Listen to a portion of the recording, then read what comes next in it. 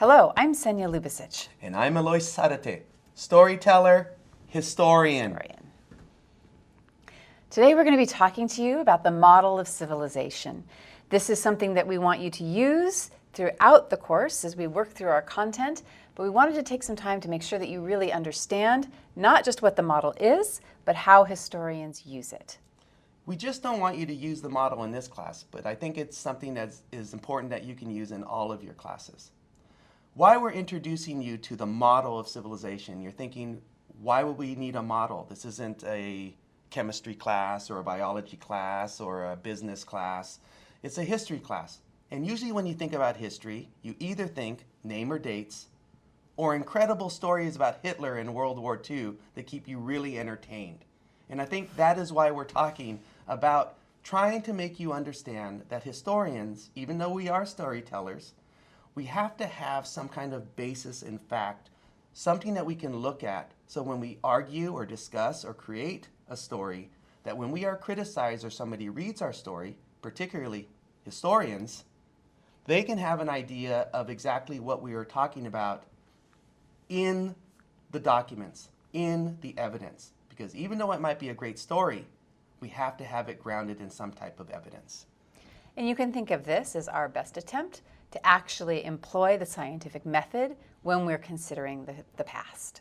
So we'd like to start by just taking you through what the chart is, explaining what you're seeing on the screen. When we're dealing with ancient civilizations or even current societies or current nations, we have to have an idea of being able to structure and describe exactly what we're looking at. So what you have here in the model is a basic kind of material model where you have people who rule, who are on one side, and people who are ruled. Regardless of whatever society, whatever time period you're looking at, you're going to have the civilizations you're looking at or the societies organized in this way. So when you look at those who are ruled, it's also important to remember that they do have their own interests. Connecting those who are ruled to those who rule is an arrow that's taking you down, and it says claim to resources. So what are these rich people claiming? Oh, did I say that they were rich? The reason why they're rich is they are claiming all the resources of those who are ruled. They're telling them, we need what you're producing, and then we're going to do something with it. And they do that, if you follow the second arrow, heading back to those who are ruled, through power and command. In the middle of the mix, you have those resources, the things that they're laying claim to, but also the middlemen, who don't get their own picture, but are really quite important in the chart. And we are going to try to describe them. The last arrows that you're seeing down there is authority. Notice that all the other arrows are going in one direction and flowing from the rich to those who are ruled. But the authority is going both ways. And often, this is one of the relationships between people who have power, people who don't, rich people and poor people, is that there is a relationship between the two. It isn't just one side saying one thing and the other one just reacting. There's an exchange. And in this authority, you can see that both parties have interests. So, as we take this chart, what we would like you to do is to think about it as a tool.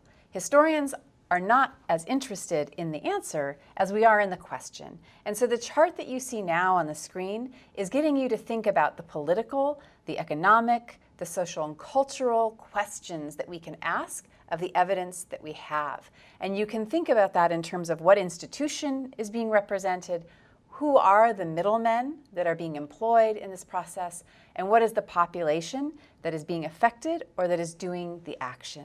Well, what you just noticed right there is why historians put people to sleep, right? You start talking politics, you start talking the economy, you start talking about culture, and it's like, man, just tell me what I need to know or keep me entertained.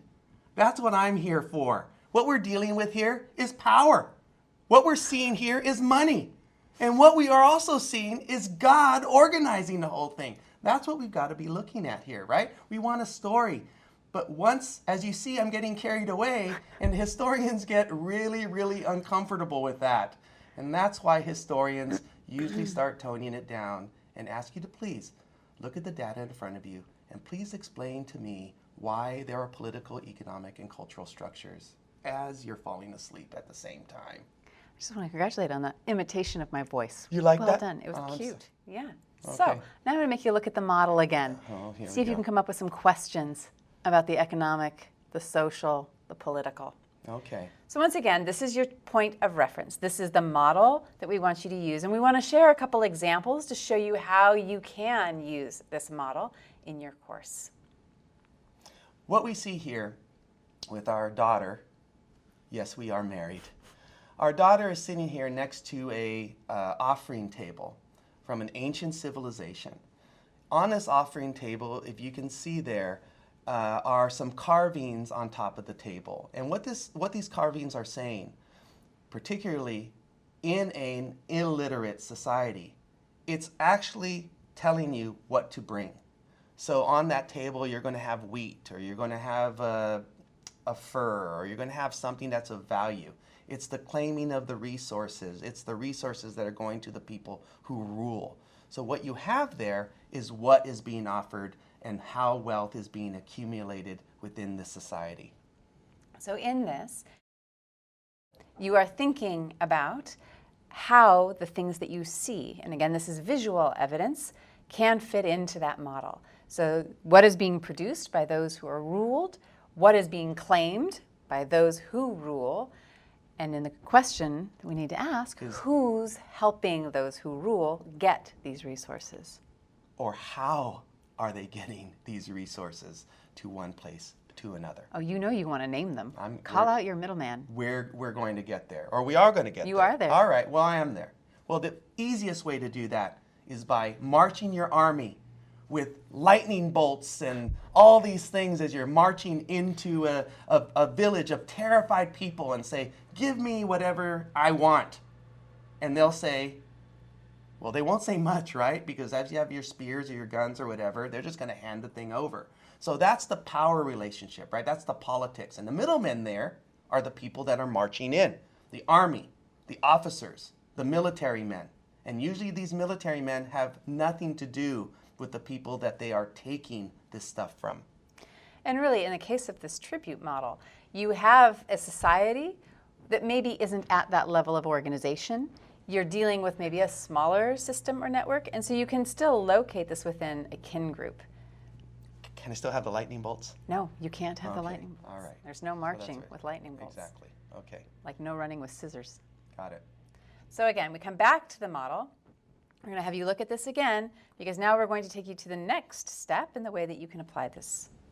What we see here is a ziggurat, and many ziggurats are large temples in ancient civilizations in Mesopotamia or in ancient Anatolia or in all the places that they are discovering these types of temples are places where these temples are obviously where wealth is being accumulated and demonstrated and displayed for everybody to see, but it's also where you're going to send your tribute, right? As you become more and more a successful society, you're going to build bigger and bigger buildings or warehouses to be able to store what you want from people. So here what you have is a temple, and usually the people that will be collecting from the temple or the taxes that are coming in are the priests. So you can have middlemen now that are not necessarily military men, but you've created a structure, it's flowing, it's working, and now why you're going to hand it over is because God told me directly, because I'm special, to get the taxes from you. And if you give it to me, you'll love me and you'll love God. So what you're Isn't that- also that's a seeing, good story. It's a great story. Okay. It's complex, and you are watching the complexity of a civilization grow. So whereas with the altar table, it might just be a kin-based network, here you're seeing the combination of institutions. So in the center of the ziggurat, you have a temple, you have priests. Around the outside of the ziggurat, you have A wall. And walls are usually built by the military because militaries, their job is to protect when they're not taking all the stuff that you're supposed to be paying. So it works both ways, right? You're doing it because of God, you're doing it because of the military, and over time this stuff all gets melded together. But what is important when we're looking at authority between these two things, right? The same military that is there telling you to give and to be paid is also the military that will defend you against another military that is coming in and wants to take stuff from you. which in Mesopotamia with the city-state structure is an important reality to Exactly, consider. exactly. So again, back to the chart, thinking about these different pieces and how they fit together, we'd like to give you one last example, and that's the pyramids in Egypt. What we see with the pyramids here, they're huge, they're gigantic. I'm a lot younger in that picture, and I'm standing very far away from it, and it's still gigantic. So here we have pyramids. Pyramids are not temples. They're literally headstones for your king or for your demigod that's living on earth. You are so wealthy, you are so powerful that you would ask the people and your society to build you a mountain, not just for you, but for your entire family to be buried in so you can go to the afterlife. Now you're starting to see all these different layers of how people are organized. But what if you want something very special in your temple you want to be buried with, and you don't have it around? The last group that we've been kind of not talking about here is the economic access. The businessmen and the merchants, the people that are saying, you want that ruby? I'll get that ruby. You don't even know there's a ruby, but I'm going to go get it for you, and look how special it is. So you have people that are middlemen, not just the military, not just priests, but also economic middlemen, businessmen, merchants, that are also feeding off of the wealth that the society is creating. And similarly, it's not just merchants and businessmen who will play this role. When you're building something like a pyramid for your pharaoh, who is in fact divine, you are honoring your God. And so there is an act of devotion that's a part of this that's also important to keep in mind, that there is a true religious component to people's willingness or desire to contribute to projects like this. So one last time, we're coming back to the chart for you to take a look and to see what these different parts are. And as we move forward in the class, what we're hoping that you will do, and what we are asking that you do, is that you use this model to frame the questions. As you're reading the textbook and you see the information that's there, see again how it fits with the model. Use the model to question the information that you are reading. You can use the model when looking at primary sources. You can use the model when you're looking at the broader concepts that the storyteller or the historian are presenting. And you should use the model to question yourself. What are the things that feel familiar? What are the things that don't? And how do you make sense of that?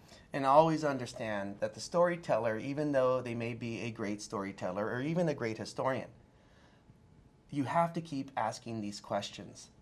Is it a political aspect? Is it an economic story? Is it a military story? Because often when a storyteller is telling a really good story, you're not asking those questions. And if you're not asking questions, you're not in a history class. You're in a storytelling class. And that's what I do.